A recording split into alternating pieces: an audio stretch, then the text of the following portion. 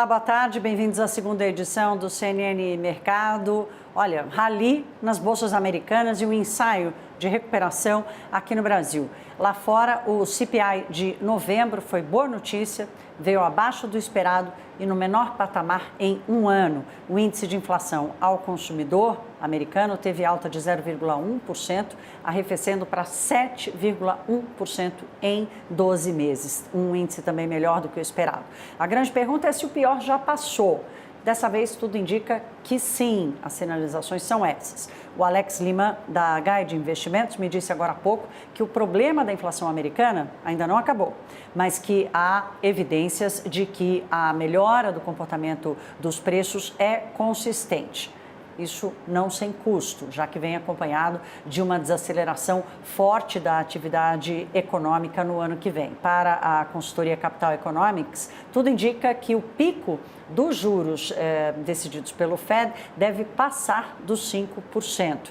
A decisão será tomada amanhã, já com uma grande expectativa de uma elevação de 0,5% dos Fed Funds e, claro, a fala de Jeremy Powell, que é a mais esperada, não só para entender qual vai ser a estratégia do Fed, mas também as expectativas sobre a estratégia do Banco Central americano e a análise sobre os seus efeitos na economia.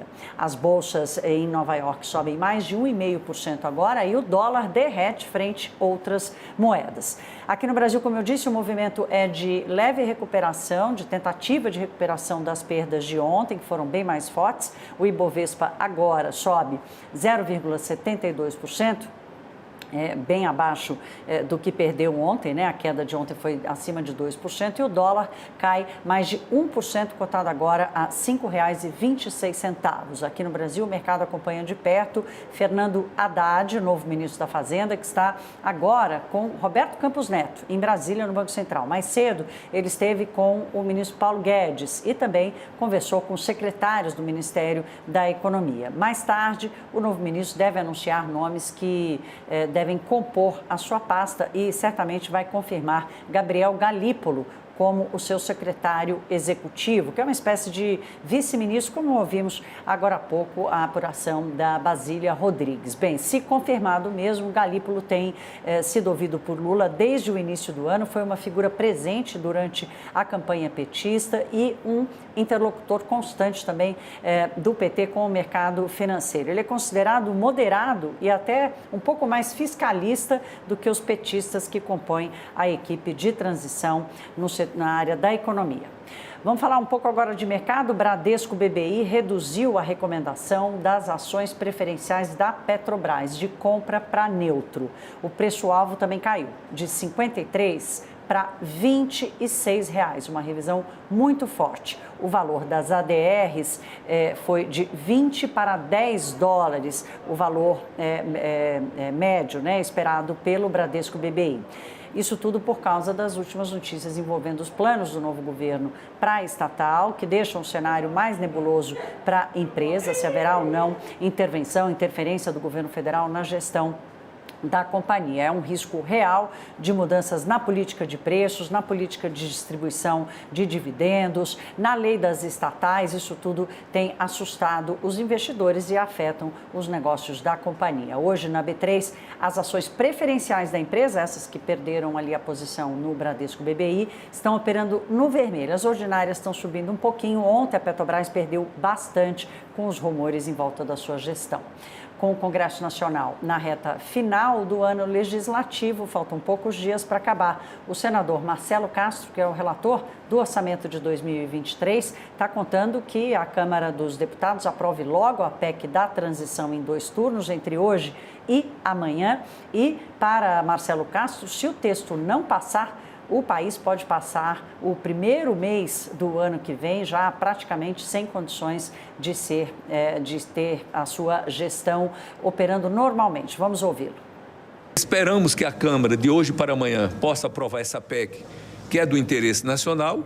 Se isso acontecer, quinta-feira próxima, se o presidente da CMO estiver de acordo, nós poderíamos votar o meu relatório. Então, o meu trabalho está feito e eu estou contando que a Câmara vai agir com o mesmo espírito que o Senado agiu, aprovando. Sendo aprovada na Câmara, nós então poderemos aprovar o meu relatório. Então, eu fiz sob a condicionante, sob a condição da PEC ser aprovada. Se ela não for, Maria, de uma coisa dessa acontecer no Brasil, seria um caos do ponto de vista orçamentário, o país pararia já. Acredito que no primeiro mês de governo do Lula, nós já estaríamos com dificuldade do país continuar rodando.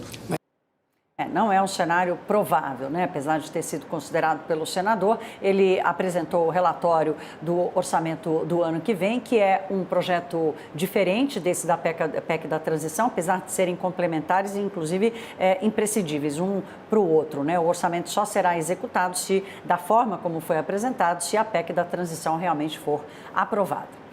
Vamos falar de um dado que saiu hoje de manhã também. O setor de serviços teve um recuo de 0,6% em outubro, segundo os dados divulgados agora há pouco pelo IBGE. Com o resultado, uma sequência de 5 resultados positivos foi interrompida. Nesse período, o segmento acumulou um ganho de 4,5%.